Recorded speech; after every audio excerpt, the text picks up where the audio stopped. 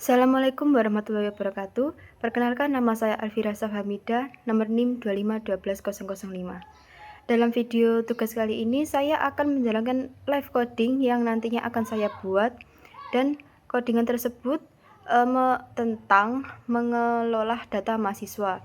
Dan dalam program ini itu akan memanfaatkan konsep struct yang di dalamnya itu terdapat nama, NIM, dan mahasiswa. Nama, NIM, dan IPK mahasiswa. Berikut langsung saja ke live codingnya. Baik, sekarang kita akan langsung saja membuat programnya. Nah, untuk membuat programnya, awal kita membuat program, kita harus membuat library terlebih dahulu.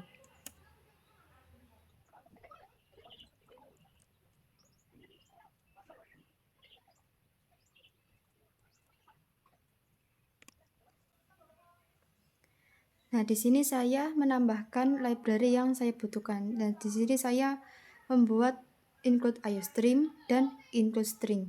Dan include IOStream di sini itu digunakan untuk menginput dan output seperti sin dan cout. Terus string di sini agar bisa menggunakan tipe data string untuk seperti teks dan name.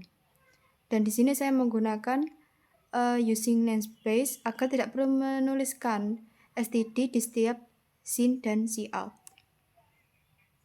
Langsung saja kita ke selanjutnya.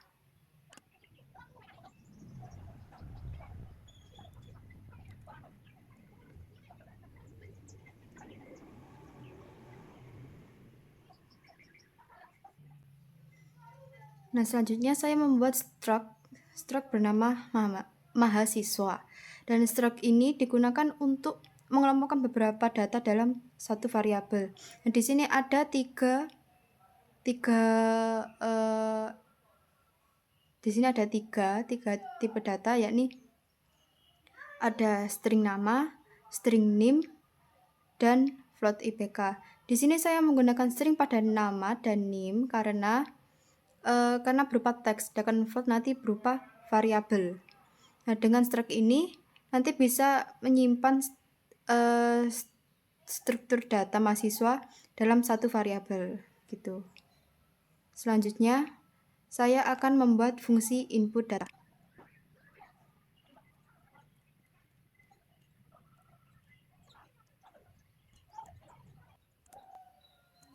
Nah, selanjutnya saya membuat fungsi input data yang berfungsi untuk menginput data mahasiswa. Terus parameter mahasiswa MHS itu menggunakan reference atau yang bisa dilihat ini berupa dan ya, agar data yang dimasukkan itu tersimpan baik dalam satu variabel.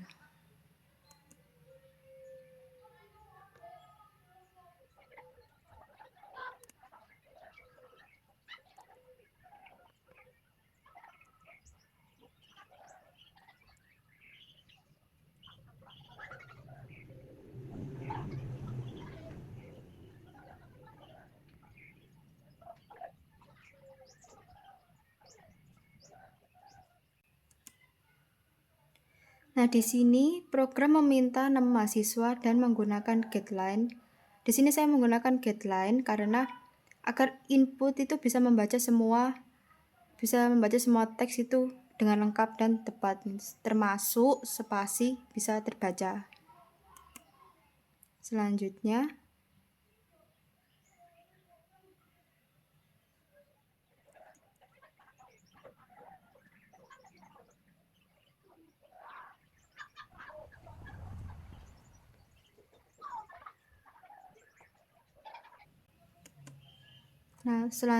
ini itu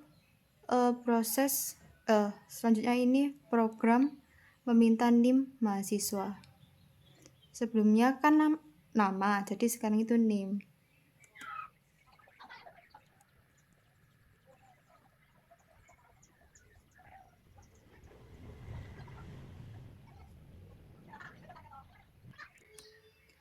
Nah, terakhir itu program meminta nilai IPK bertipe float.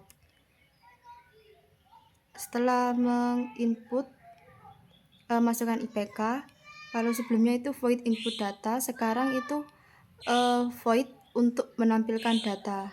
Jadi di sini saya mengetikkan void tampil data.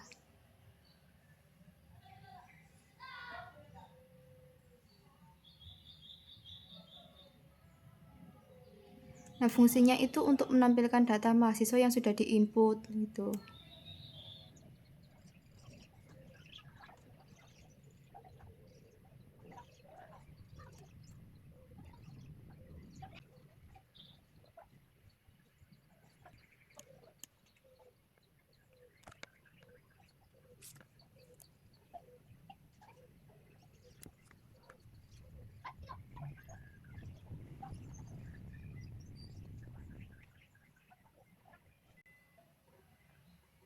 Nah, di bagian ini program menampilkan kembali nama, NIM, dan IPK mahasiswa.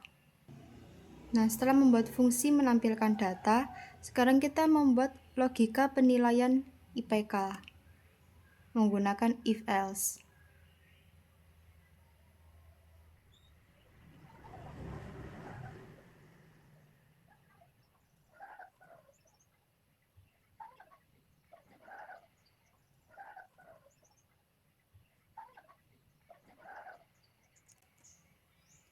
Jadi, untuk ini, jika IPK lebih dari atau sama dengan 350, maka dianggap berprestasi atau cum laude.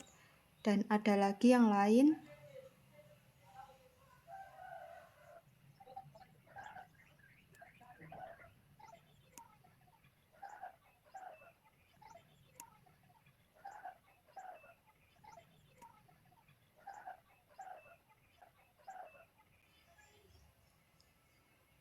Nah, kalau ini, jika IPK di atas atau sama dengan 3 pas gitu, atau di atas 3, pokoknya di atas 3, tapi di bawah 350 begitu, itu maka keterangannya itu dikategorikan baik. Dan ada satu lagi.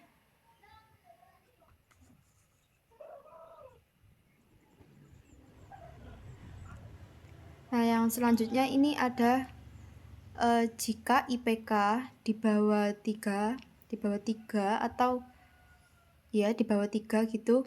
Jadi kayak 290, pokoknya di bawah 3 itu keterangannya nanti perlu meningkatkan nilai.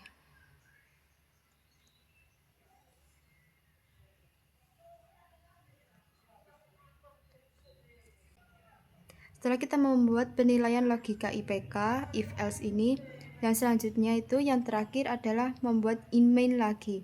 Jadi di sini kita membuat in main karena ke fungsi utama program. Jadi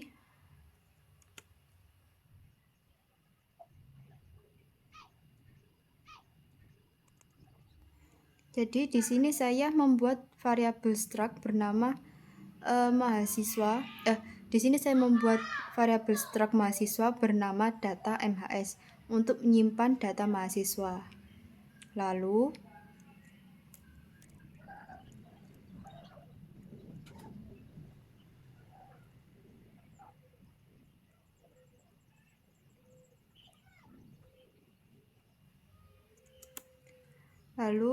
program kemudian akan memanggil fungsi, yakni ada input data untuk mengisi data dan memanggil fungsi tampil data untuk menampilkan data.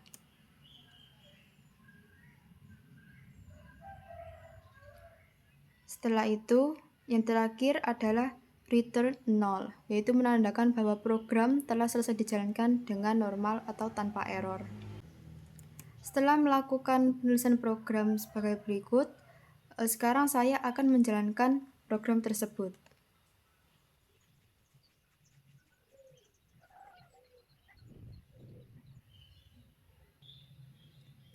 Nah, sekarang keluar, yakni adalah kita disuruh menginput data mahasiswa terlebih dahulu. Sekarang kita input data mahasiswa yang agak panjang, apakah hasilnya nanti akan terbaca semua karena tadi kita menggunakan getLine.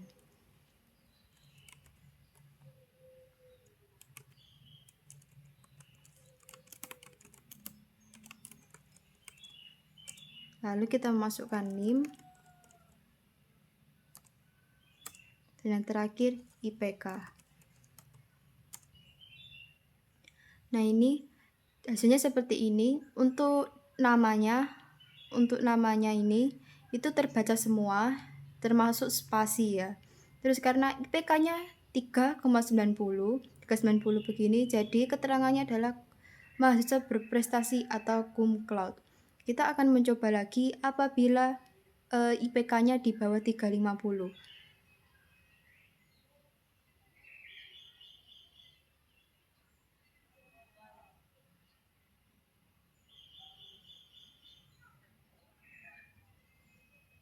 Kita masukkan lagi nama siswanya, lalu NIM,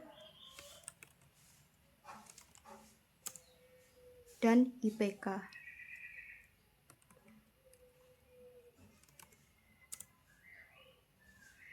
Dari hasilnya ini, jadi namanya bisa terbaca, NIM, dan IPK.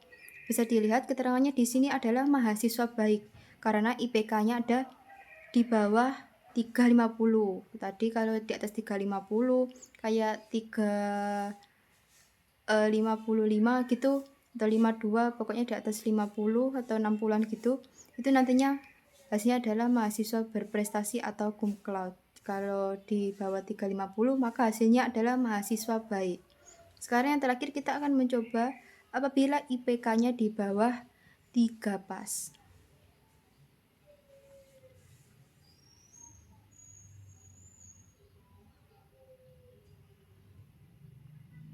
Kita inputkan nama mahasiswanya dulu.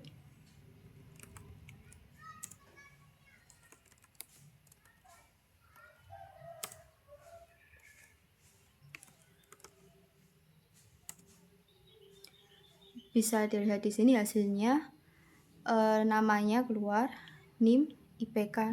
Nah, ini keterangannya adalah perlu meningkatkan nilai karena tadi IPK-nya di bawah 3 pas. Kalau ingin menjadi kayak mahasiswa baik, berarti harus di atas 3 pas, kayak 310, 35 gitu udah bisa keterangan mahasiswa baik. Karena ini di bawah 3, jadi keterangannya perlu meningkatkan diri. Sekian presentasi dari saya. Apabila ada kesalahan dalam menjelaskan atau kurang paham dalam penjelasan saya, atau mungkin masih agak sulit untuk dipahami, mohon dimaafkan. Terima kasih. Wassalamualaikum warahmatullahi wabarakatuh.